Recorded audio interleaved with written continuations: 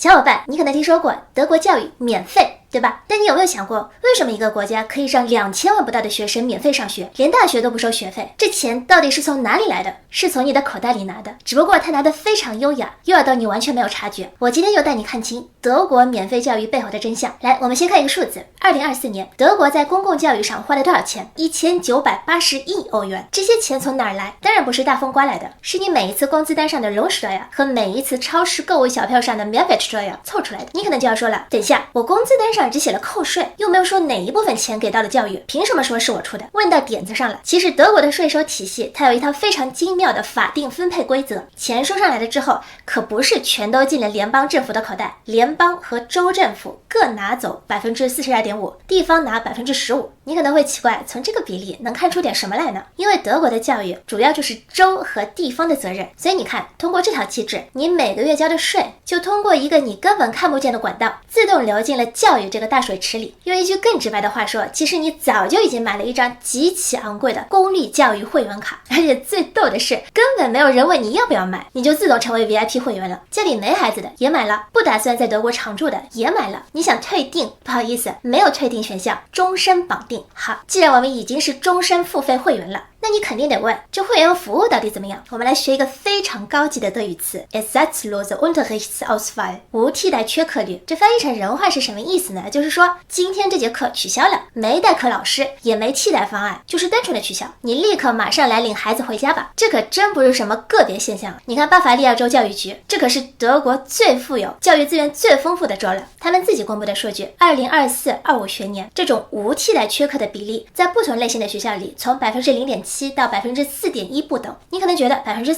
听着也不多啊。好，我给你算一笔账，一个孩子每周大概上30节课，一个学年差不多是38到40周，加起来总共大概是1100节课。4%是什么概念？就是大概45到50节课直接原地蒸发了，换算一下就是快2周的课就这么没了。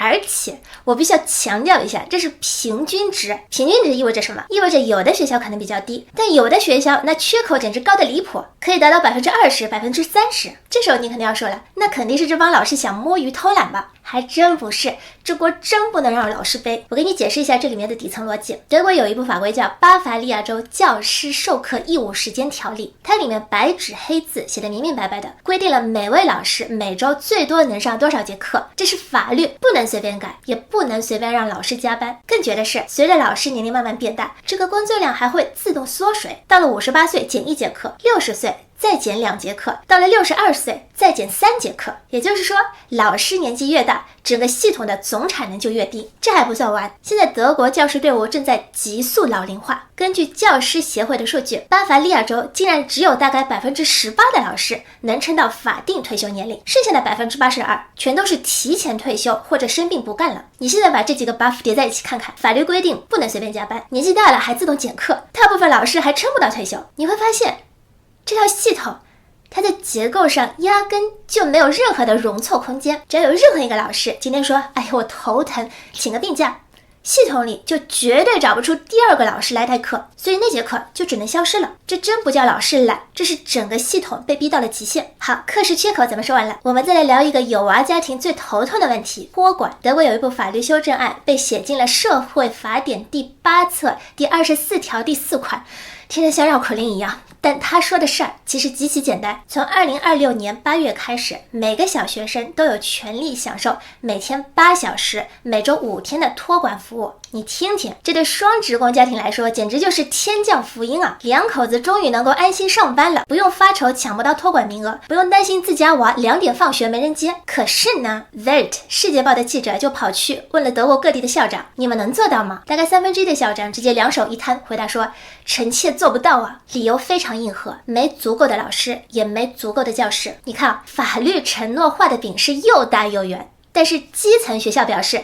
我们是真变不出老师和教师来啊！国家在上面承诺的越来越好，基层在下面能给到的越来越少。那你猜中间这么大一道缺口，最后是谁来填？没错，由家长来填。你想象一下，今天学校缺课，你正在公司开会呢，突然手机响了，麻烦12点钟来接孩子。你没办法，只能放下手里的活儿，厚着脸皮请假，冲出去接娃。很多家长，尤其是妈妈们，最后被逼的只能把全职工作换成兼职，专门留出时间来应付这种不确定性。这部分因为没办法全职工作而少掉的收入、少掉的晋升机会是极其真实的成本。这本质上说明了什么？就是公立教育系统把它自己的运行失败完美的外包给了家庭。学校课时缺了，孩子成绩跟不上了怎么办？找补习老师呗，在慕尼黑找个家教，45分钟的课，便宜的大概是9到12欧元，稍微好一点的20到25欧，贵的那就更高了。这笔钱可是你在交了那张隐形会员卡之后还得额外掏腰包付出的。你要是实在对公立系统彻底失去了信心，打算换赛道，直接送私立或者国际学校，我们看一眼数字，这是慕尼黑国际学校2025-26学年的学费，换算到每个月，光小学阶段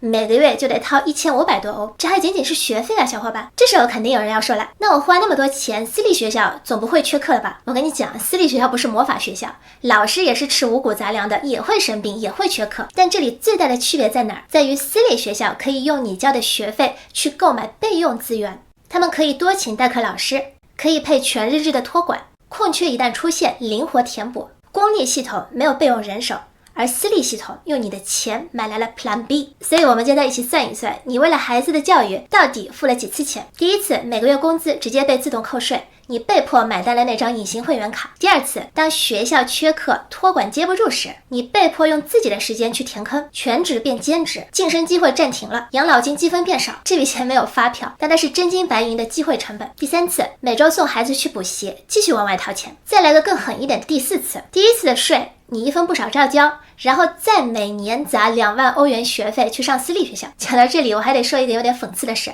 德国宪法第7条第4款写的特别清楚，私立学校不能通过学费把孩子按家庭财力分层。听着是不是很理想？但问题来了，法律能管收费规则，但它管不了系统缺人。当公立学校课时不够，托管接不住，成绩跟不上，这时候谁来填坑？有钱的家庭补习班安排，私立学校走起；没钱的家庭那就只能在打折版本里硬撑。法律本来是想防止分层的，但当系统自己出现缺口的时候，钱会不会自动变成分层的工具？这是不是有点黑色幽默？我是小雨，让我们一起做一个清醒的局内人，下次见。